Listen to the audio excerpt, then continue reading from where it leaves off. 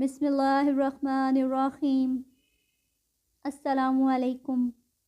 سیرت النبی باب 81۔ غزوہ بنی نذیر اور غزوہ بنی مصطلق۔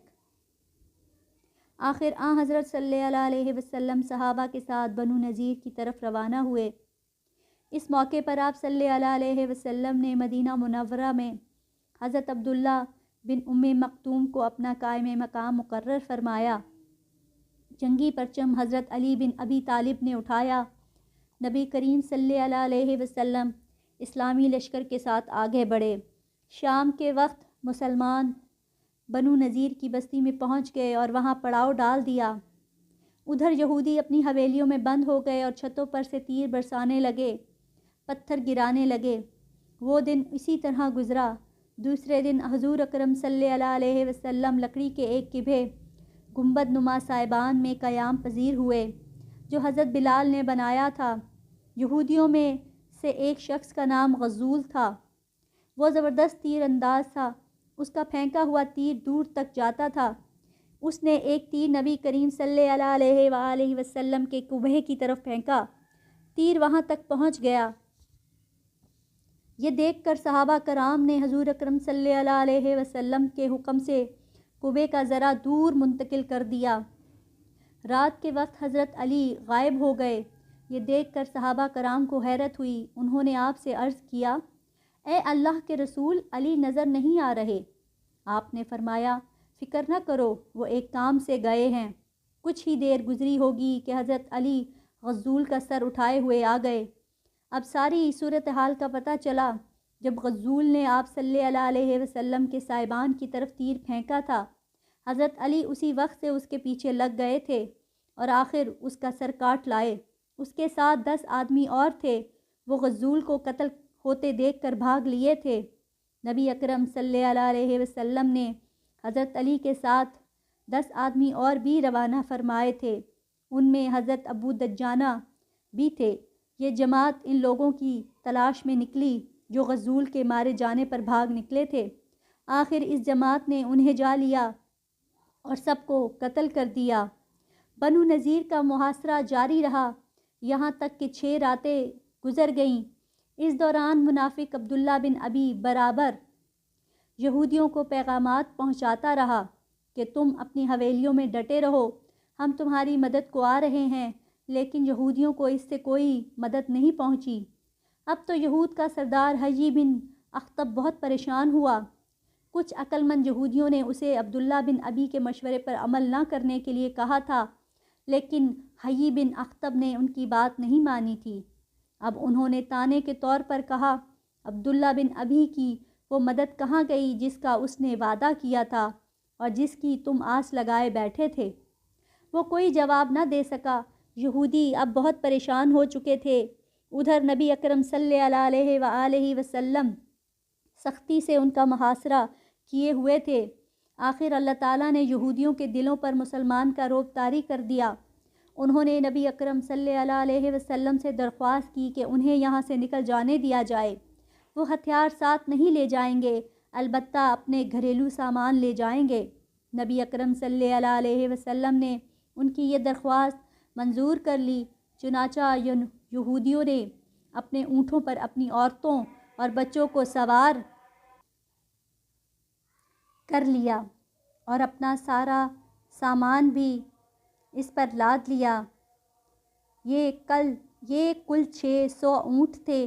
ان اونٹوں پر بہت سا سونا، چاندی اور قیمتی سامان تھا۔ اس طرح بنی نذیر کے یہ یہودی جلا وطن ہو کر خیبر میں جا بسے۔ خیبر کے یہودیوں نے انہیں وہاں آباد ہونے میں مدد دی۔ کچھ لوگ شام کی طرف بھی چلے گئے۔ غزوہ بنو نذیر کے بعد غزوہ ذات الرقہ، غزوہ بدر ثانی اور غزوہ دومتہ الجندل بھی پیش آئے۔ یہ چھوٹے چھوٹے غزوات تھے جو یکے بعد دیگرے پیش آئے۔ پھر غزوہ بنی مصطلق پیش آیا۔ قبیلہ بنو مصطلق کا سردار حارث بن ابی ذرار تھا۔ اس نے حضور اکرم صلی اللہ علیہ وآلہ وسلم سے جنگ کے لیے ایک لشکر تیار کیا۔ اس لشکر میں اس کی قوم کے علاوہ دوسرے عرب بھی شامل تھے۔ اس اطلاع پر حضور اکرم صلی اللہ علیہ وآلہ وسلم نے بھی جنگ کی تیاری کی۔ اسلامی لشکر 2 شعبان 5 ہجری کو روانہ ہوا۔ ادھر جب حارث بن ابی ذرار اور اس کے ساتھیوں کو مسلمانوں کی آمد کی خبر ملی تو بہت سے لوگ بدحواس ہو کر حارث کا ساتھ چھوڑ گئے اور ادھر ادھر بھاگ نکلے، یہاں تک کہ آپ صلی اللہ علیہ وسلم صحابہ کرام کے ساتھ اس قبیلے پر حملہ آور ہوئے۔ مسلمانوں نے ایک ساتھ مل کے مشرکوں پر حملہ کر دیا۔ یہ حملہ اتنا شدید تھا کہ اس میں 10 فوراً مارے گئے، باقی گرفتار ہو گئے۔ ان کی عورتوں اور بچوں کو بھی گرفتار کر لیا گیا۔ ان قیدیوں میں بنی مستلق کے سردار حارث بن ابی ذرار کی بیٹی برہ بنت حارث بھی تھیں۔ مال غنیمت تقسیم ہوا تو برہ ثابت بن قیس کی تحویل میں آ گئیں۔ اب ثابت بن قیس نے برہ سے طے کیا کہ اگر وہ 9 اوقیہ سونا دے دے تو وہ انہیں آزاد کر دیں گے۔ یہ سن کر برہ نبی اکرم صلی اللہ علیہ وآلہ وسلم کے پاس آئیں اور کہنے لگیں، اے اللہ کے رسول، میں مسلمان ہو چکی ہوں۔ میں گواہی دیتی ہوں کہ اللہ تعالیٰ کے سوا کوئی معبود نہیں۔ ہمارے ساتھ جو ہوا اس کو آپ جانتے ہیں۔ میں قوم کے سردار کی بیٹی ہوں۔ ایک سردار کی بیٹی اچانک باندی بنا لی گئی۔ ثابت بن قیس نے آزاد ہونے کے لیے میرے ذمے جو سونا مقرر کیا ہے وہ میری طاقت سے کہیں زیادہ ہے۔ میری آپ سے درخواست ہے کہ آپ اس سلسلے میں میری مدد فرمائیں۔ اس پر نبی اکرم صلی اللہ علیہ وسلم نے ارشاد فرمایا، کیا میں تمہیں اس سے بہتر راستہ نہ بتا دوں؟ برہ بولیں، وہ کیا اے اللہ کے رسول؟ آپ صلی اللہ علیہ وآلہ وسلم نے ارشاد فرمایا، تمہاری طرف سے سونا میں دے دیتا ہوں اور میں تم سے نکاح کر لوں۔ اس پہ برہ بولیں، اے اللہ کے رسول، میں تیار ہوں۔ چنانچہ آپ نے حضرت ثابت بن قیس کو بلایا، برہ کو ان سے مانگا۔ وہ بولے، اے اللہ کے رسول، میرے ماں باپ آپ پر قربان، برہ آپ کی ہو گئیں۔ آپ صلی اللہ علیہ وسلم نے انہیں اتنا سونا عطا کر دیا اور برہ سے شادی کر لی۔ اس وقت ان کی عمر 20 سال تھی۔ ان کا نام برہ سے جویریہ رکھا گیا۔ اس طرح وہ ام المومنین حضرت جویریہ ہو گئیں۔ حضرت عائشہ صدیقہ فرماتی ہیں کہ جویریہ نہایت خوبصورت خاتون تھیں۔ بعد میں حضرت جویریہ کا باپ حارث ان کا فدیہ لے کر حضور اکرم صلی اللہ علیہ وسلم کی خدمت میں حاضر ہوا۔ اس فدیے میں بہت سے اونٹ تھے۔